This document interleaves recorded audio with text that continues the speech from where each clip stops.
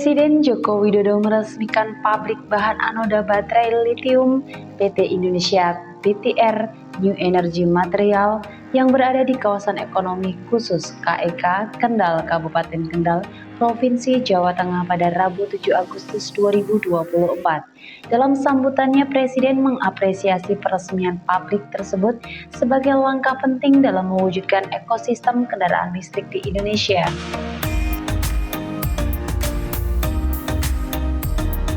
Kepala Negara menyampaikan bahwa rencana pembangunan ekosistem kendaraan listrik yang telah diputuskan beberapa tahun lalu kini mulai menunjukkan hasil. Presiden mengingatkan, meskipun terdapat tantangan awal seperti larangan ekspor nikel yang memicu pro dan kontra serta gugatan dari Uni Eropa, keputusan tersebut telah membuahkan hasil signifikan.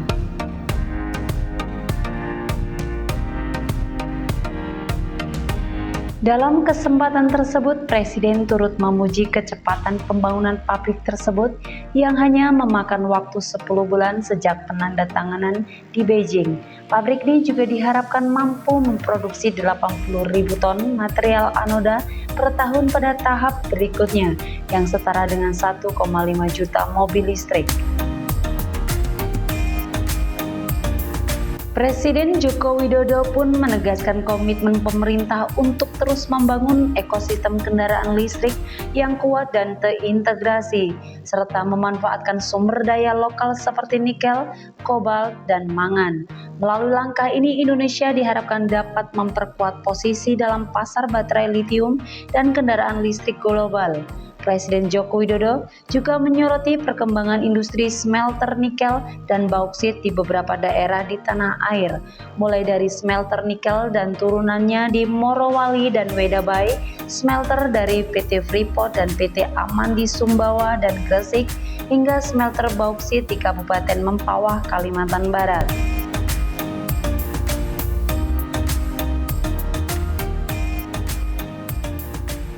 Rencana yang sudah kita putuskan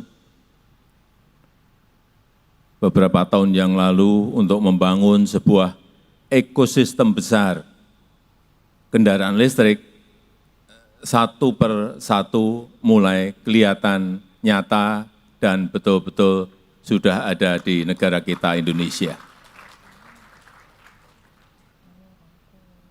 Dimulai dengan nikel yang kita stop ekspor raw materialnya di tahun 2020, dan saat itu banyak yang menentang dari dalam negeri sendiri, karena kita pada saat awal kehilangan kurang lebih 1,5 billion US dollar atau 20-an triliun rupiah. Tapi saya saat itu meyakini bahwa nilai tambah kalau kita stop raw material ini akan melompat naik, dan tadi seperti dikatakan oleh Pak Menko Luhut Binsar Panjaitan, sekarang sudah 34 billion US dollar nilai dari ekspor nikel kita. Dari yang sebelumnya 33 triliun melompat menjadi kira-kira 510 triliun rupiah. Lompatan yang sangat besar sekali. Meskipun sekali lagi awal-awal banyak yang tidak setuju, pro dan kontra, dan juga yang kedua, kita juga digugat oleh EU, oleh Uni Eropa, dan kita kalah. Tapi saya sampaikan, negara ini adalah negara yang berdaulat. Kepentingan nasional adalah segala-galanya buat kita. Tidak bisa kita didikte oleh siapapun. Saya sampaikan pada Menteri, maju terus. Digugat, kalah, banding. Nanti nggak tahu, kalah lagi, tapi kita sudah punya industri ekosistem besar dari EV maupun EV baterai. Sudah kita miliki. Jadi yang kita impikan sebuah ekosistem besar kendaraan listrik yang kuat dan terintegrasi, satu persatu mulai kelihatan. smelter nikel dan turunannya di Morowali, di WDAB, dan di lokasi-lokasi lainnya sudah mulai berjalan. Yang kedua, di bulan Agustus ini dan September nanti smelter dari PT Freeport dan juga PT Aman di Sumbawa dan di Gresik juga sudah akan berproduksi.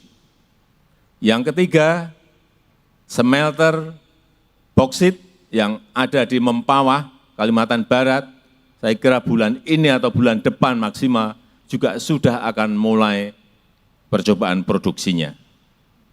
Sehingga kalau semuanya jadi, sekali lagi, ekosistemnya akan terbangun, kita akan bisa masuk ke global supply chain. Yang itu akan memberikan nilai tambah yang besar, baik masalah rekrutmen tenaga kerja maupun terhadap pertumbuhan ekonomi kita. Saya sangat menghargai kecepatan pembangunan pabrik ini. Baru 10 bulan yang lalu kita tanda tangan di Beijing, tahu-tahu pabriknya sudah jadi. Ini yang namanya kecepatan. Dan bolak-balik saya sampaikan, negara yang cepat akan mengalahkan negara yang lambat. Dan kita sekarang sudah menjadi negara yang cepat.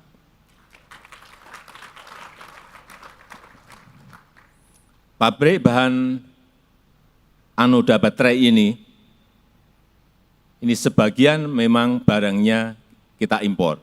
Yang untuk natural graphite diimpor dari Afrika.